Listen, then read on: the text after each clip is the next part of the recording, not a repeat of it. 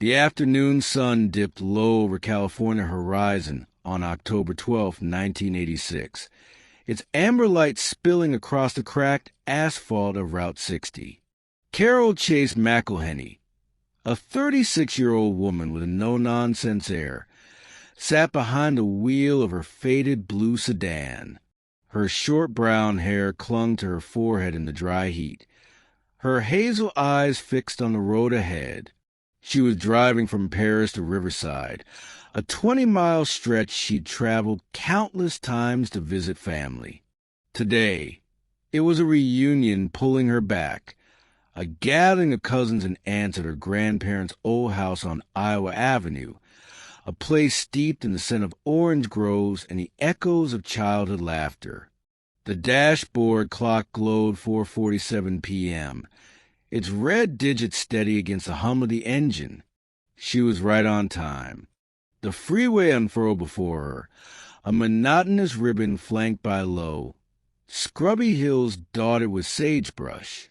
The air shimmered faintly, a heat mirage rippling over the pavement. Carol adjusted her grip on the steering wheel, her fingers brushing the worn leather. She'd always found comfort in this drive. The predictability of it, the way the landscape unfolded like a familiar book. But as the miles ticked by, a heaviness settled into the air, subtle at first, like a distant storm pressing against the horizon. She frowned, glancing at the rear-view mirror. The sun still hung there, low and golden, but its light seemed muted, as if filtered through a veil she couldn't see. The sign for Riverside appeared ahead, a weather marker she'd passed 100 times. But this time it was different. The green paint was chipped, the edges rusted, the letters faded to a ghostly outline. Carol's brow furrowed. She hadn't noticed it looking so old before. She shook her head, chalking it up to fatigue, and pressed her foot harder on the gas. The sedan responded with a faint groan, its tires humming against the road. Then the scenery shifted, not all at once, but gradually, insidiously. The hills softened, their sharp edges blurring into a haze. The modern gas stations and billboards that usually lined the route vanished, replaced by empty stretches of dust and scrub. The pavement beneath her felt softer, less certain, as if it might give way.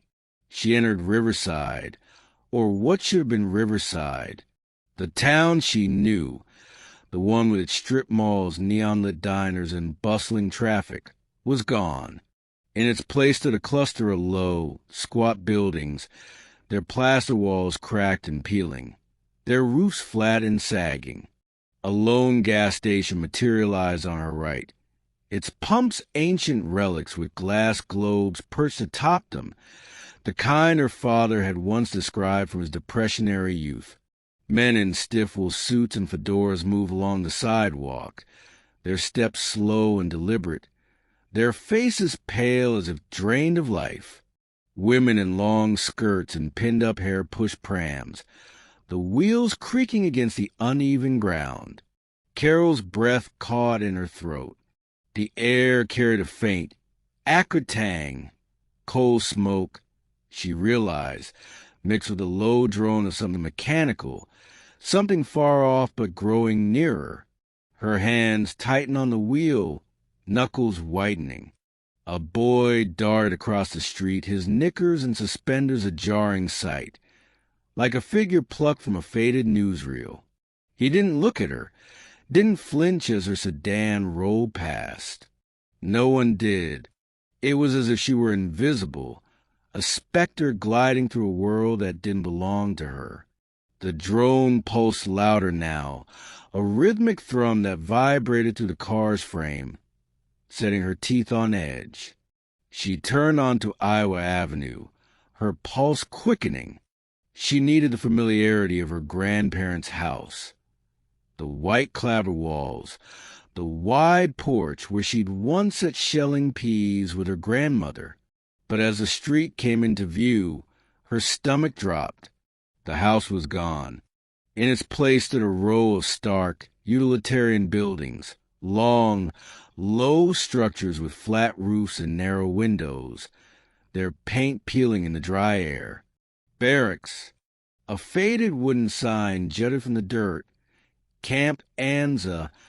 The name struck a chord, buried deep in her memory. Riverside had been home to Camp Anza during World War II, a sprawling staging ground where thousands of soldiers had trained and shipped out to the Pacific. Her father had mentioned it once, a fleeting story about troops marching through the streets in 1943. But the camp was long gone, dismantled decades ago, its land swallowed by suburbs. Yet here it was, raw and real, the air thick with the ghosts of that time. Carol slowed the sedan to a crawl, the engine idling unevenly. She stared out the windshield, her breath shallow. A group of men stood near the barracks, their olive-drab uniforms crisp despite the dust clinging to their boots. One hefted a duffel bag over his shoulder, its canvas stained with sweat and grime. Another smoked a cigarette, the ember flaring briefly as he exhaled a thin stream of smoke. Their faces were young but worn, their eyes distant, fixed on some unseen horizon. They didn't glance her way, didn't register the intrusion of her modern car into their world. The drone grew louder, a relentless hum that seemed to emanate from the sky itself. Carol's gaze flicked upward, half expecting to see a formation of bombers, B-17s or P-38s, cutting through the clouds. But the sky was empty, a flat gray slab pressing down on the earth. Her chest tightened, a cold sweat prickling her skin. She needed to understand, to anchor herself in this madness. Across the street, a small diner caught her eye. Its sign weathered, the word "Eats" barely legible in chipped red paint. She pulled the sedan to the curb, the gravel crunching beneath her tires like brittle bones, killing the engine. She sat for a moment, listening to the silence that followed, a silence broken only by that insistent drone, now a deep, guttural pulse. She stepped out, her sneakers sinking slightly into the loose dirt. The air was cooler here, unnaturally still, as if the world held its breath. Her shadow stretched long and thin across the ground, flickering as if unsure of its own existence. The diner's door jingled as she pushed it open, the sound a sharp stab in the quiet. Inside, time seemed to stop. A handful of soldiers sat at the counter, their helmets resting on stools beside them, their uniforms patched and faded. A waitress in a starched apron moved behind the counter, her hand steady as she poured coffee into chipped mugs. Her face was young, barely 20, Carol guessed, but her eyes were hollow, sunken into dark circles that spoke of sleepless nights.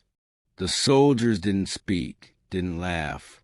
They sipped their coffee in unison, their movements mechanical, their gazes fixed on nothing.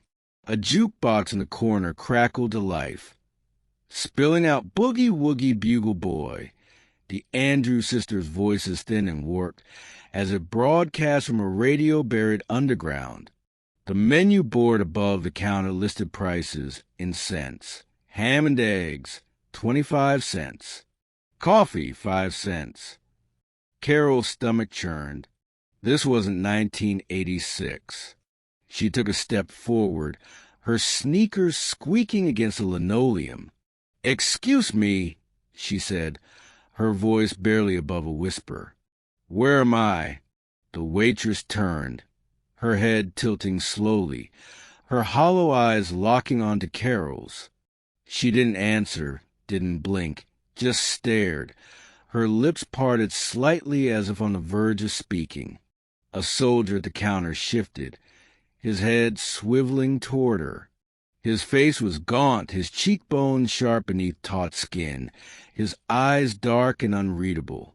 He held her gaze for a long moment, the cigarette in his hand burning down to ash without a flicker of movement.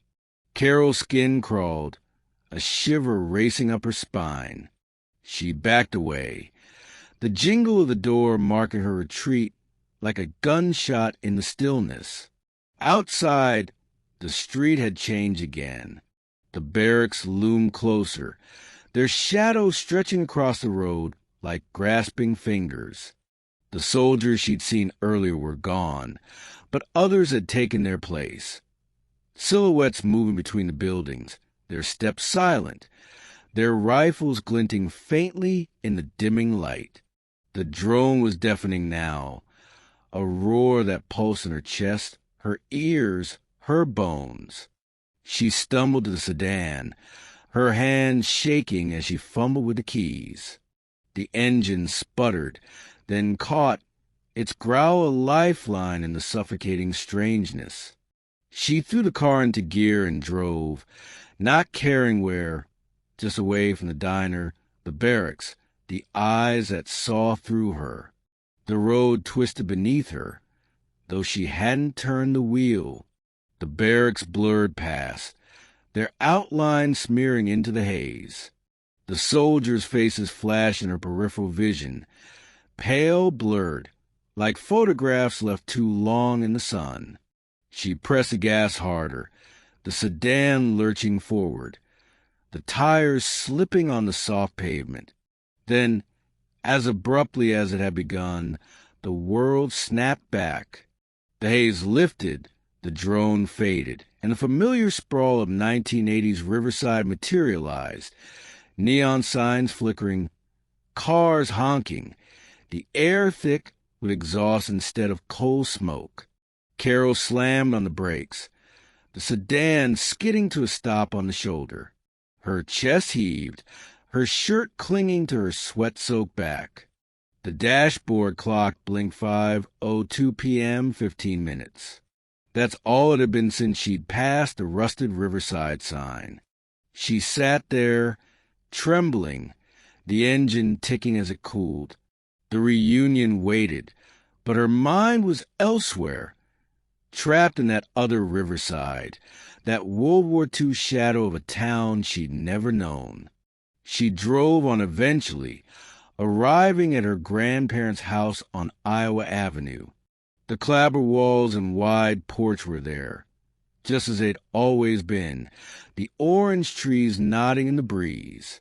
Her family greeted her with hugs and laughter, but she barely spoke, her eyes darting to the street as if expecting the barracks to reappear. Later, she asked her uncle about Camp Anza. He nodded, his voice low. "Oh, sure. Big camp during the war. Right around here, actually. Troops everywhere. Heading out to fight the Japanese. Torn down years ago." Carol didn't tell him what she'd seen. She couldn't. Days later, she returned to Iowa Avenue alone, searching for proof. The street was normal. Suburban homes, manicured lawns, the hum of sprinklers. No barracks, no soldiers, no diner with its hollow-eyed waitress. Just a faint memory of that drone, echoing in her ears like a warning. She tried to forget, to bury it beneath the routines of work and motherhood, but it lingered, a splinter in her mind. 22 years passed. On June 14, 2008, Carol drove Route 60 again, this time to visit her parents' graves at Riverside National Cemetery. She was 58 now, her hair streaked with gray, her hands steady but lined with age. The freeway was the same, hills, asphalt, the endless California sky. She'd avoided this route for years, taking back roads instead, but today she had no choice. The dashboard clock read 2:30 p.m. as she passed the Paris exit. The air shimmered faintly, a heat mirage she tried to ignore. Then the sign appeared, Riverside, rusted and ancient, its letters peeling like old skin. Her heart sank. The haze thickened, the hills blurred, and Iowa Avenue loomed ahead. There they were, the barracks, stark and silent, the soldiers milling about with their duffels and cigarettes. The diner stood across the street, its sign swaying in a breeze she couldn't feel. The drone returned, louder, deeper, a roar that shook the sedan's frame. Carol didn't stop this time. She floored the gas, tears streaming down her face, the tires screeching as she fled. The barracks blurred into the haze, the soldiers' faces melting away. When the world snapped back, she was on the cemetery road, the clock reading 2:45 p.m., 15 minutes later than it should have been. She reached the graves, her legs weak as she knelt beside the headstones. The drone was gone, but its echo lingered, a sound she'd carry forever. Carol never took Route 60 again. She told her story to a researcher later that year, her voice steady but her eyes distant. Riverside was her home, but part of it, some lost fragment of 1942, had claimed her, slipping into her life like a shadow she couldn't outrun.